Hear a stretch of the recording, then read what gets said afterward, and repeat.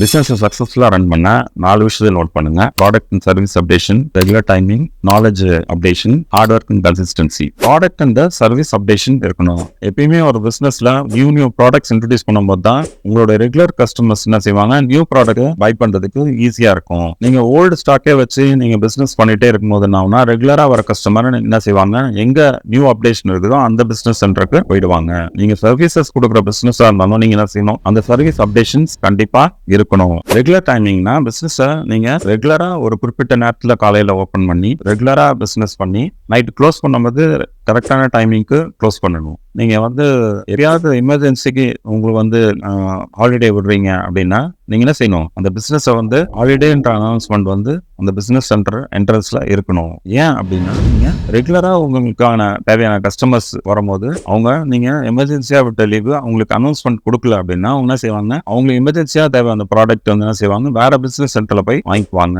அப்போ business regular டைமிங்க்கு open பண்ணி ரெகுலர் டைமிங் க்ளோஸ் பண்ணணும். எமர்ஜென்சி ஹாலிடே அனௌன்ஸ்மெண்ட் அந்த பிசினஸ்ல நீங்க கொடுக்கணும்.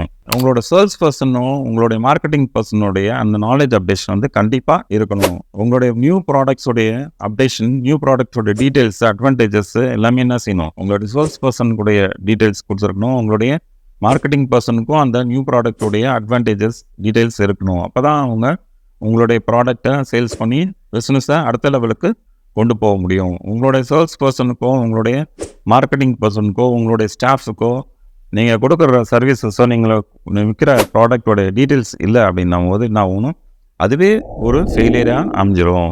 ஹார்ட் ஒர்க் அண்ட் கன்சிஸ்டன்சி கண்டிப்பாக தேவை. ஹார்ட் ஒர்க் அண்ட் கன்சிஸ்டன்சினா ரெகுலராக பிஸ்னஸை அந்த ஹார்ட் ஒர்க்கை நீங்கள் போட்டுகிட்டே இருக்கணும். கன்சிஸ்டன்சி அப்படின்னும் போது உங்களுக்கு தொடர்ச்சியாக ஒரு ப்ராடக்ட்டை சேல்ஸ் பண்ணுறீங்கன்னும் போது அதை தொடர்ச்சியாக 6 மந்த்ஸோ இல்லை 1 இயரோ இல்லை கண்டினியூஸாக அதை செய்ய வேண்டியது இருக்கும். நீங்கள் ஒரு 6 மந்த்ஸுக்கு அந்த ப்ராடக்ட்டை சேல்ஸ் பண்ணியிருப்பீங்க.